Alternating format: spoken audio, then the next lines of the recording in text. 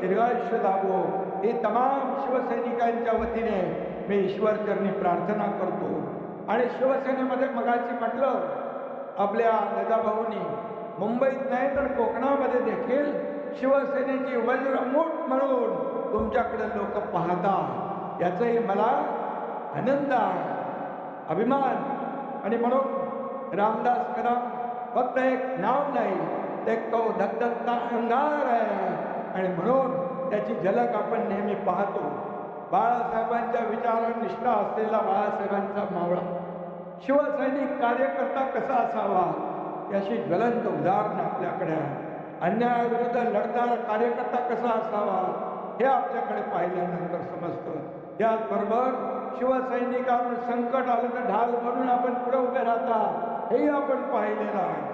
विरोधकांना वाटलं की 22ला लढा आपण जो केला त्याची नोंद देशाने नाही जगाने घेतली, इतिहासामध्ये असा उठाव कधी झाला नाही। लोकांना वाटलं काय होणार, हे सगळे संपणार, एकही निवडून येणार नाही। पण मी त्याच सभागृहात सांगितलं होतं की कोणी निवडून नाही आला तर एकनाथ शिंदे राजकीय संन्यास घेऊन शेती करायला निघून जाईल। तुमच्या एकनाथ शिंदेने 40चे 60 आमदार केले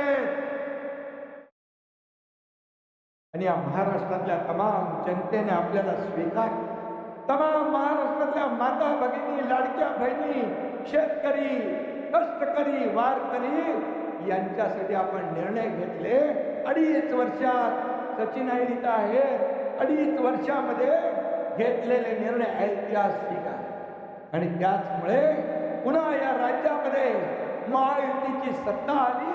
माझ्या लाडक्या बहिणींना धन्यवाद द्यावे तेवढे थोड्या, शेतकऱ्यांना, कष्टकऱ्यांना सगळ्यांना धन्यवाद देतो। आता देवेंद्र मार्गदर्शनाखाली एक टीम म्हणून आम्ही काम करतो, हे राज्य पुढे नेण्याचं काम आम्ही करतो। या राज्याचा अजेंडा कुठची नाही, आमचा अजेंडा सत्ता नाही, आमचा अजेंडा गोर गरीब लोकांच्या जीवनामध्ये बदल घडवणं, आनंद देणं आणि या महाराष्ट्राला पुढे नेणं आमचा अजेंडा आहे। आणि म्हणून हाच अजेंडा आम्ही राबवतोय। हे काय 20,000 लोकांपर्यंत आम्ही ही योजना घेऊन जातोय। आज मी सिद्धेशला सांगू इच्छितो की फक्त मुंबई नाही, गजाभाऊ मला म्हणाले मुंबईमध्ये सगळ्या मुंबईत हा कार्यक्रम राबवा, पण मी तर म्हणतो संपूर्ण महाराष्ट्रामध्ये अशा प्रकारचा कार्यक्रम आपण राबवूया। आणि तुम्हाला माहित आहे सरकारचे लाभ अनेक आहेत, परंतु लाभार्थ्याला दाखला नसेल, पुरावा नसेल तर लाभ मिळत नाही। आणि म्हणून हे दाखले महत्वाचे आहे। शासन आपल्या दारीमध्ये, मी मुख्यमंत्री असताना 5,40,00,000 लोकांना शासन आपल्या दारी कार्यक्रम राबवून लाभ दिले। इतर राज्याचे मुख्यमंत्री मला विचारत होते हे काय आहे शासन आपल्या दारी। मी त्यांना बोललो आम्ही थेट मंत्रालयात बोलवत नाही, जिल्हाधिकाऱ्याकडे बोलवत नाही, थेट त्यांच्याकडे जाऊन मोठा कॅम्प घेतो आणि दाखले वाटप, ट्रॅक्टर, ट्रेलर, ड्रोन सगळं तिथं आम्ही समोर देतो। हे आमचं शासन आपल्या दारी आहे।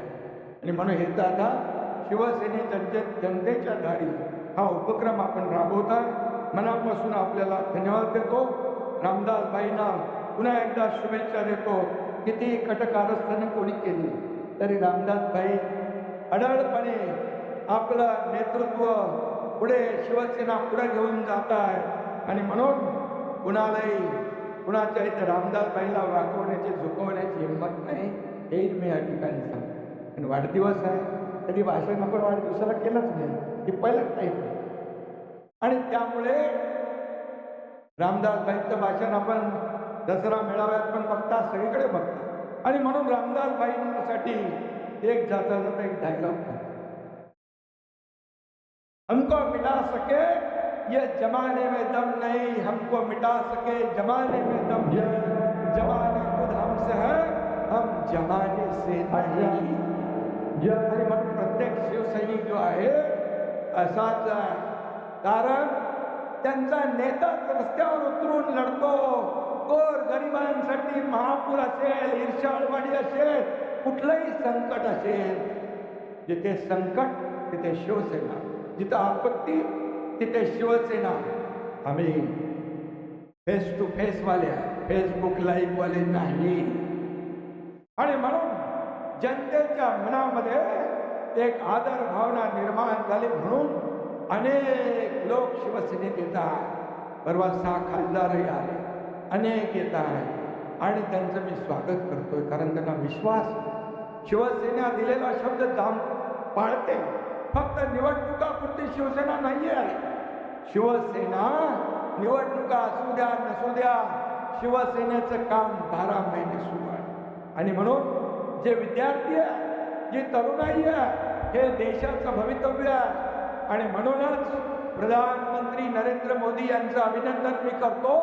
देशाचं भवितव्य जे आपलं युथ आहे, नौजवान आहे, विद्यार्थी आहे, त्यांच्या भावना समजून घेऊन त्याला पहिलं प्राधान्य दिलं, मंत्रिपदाला दुय्यम दर्जा दिला आणि एक मोठा निर्णय काल आपण पाहिला. आणि म्हणून या देशाचं भवितव्य उज्ज्वल आणि या ठिकाणी देशाचं भविष्य उज्ज्वलपणे आपल्याला घडवायचं असेल, भविष्य घडवायचं असेल, तर अशा प्रकारचे कार्यक्रम देखील करण्याची आवश्यकता आहे.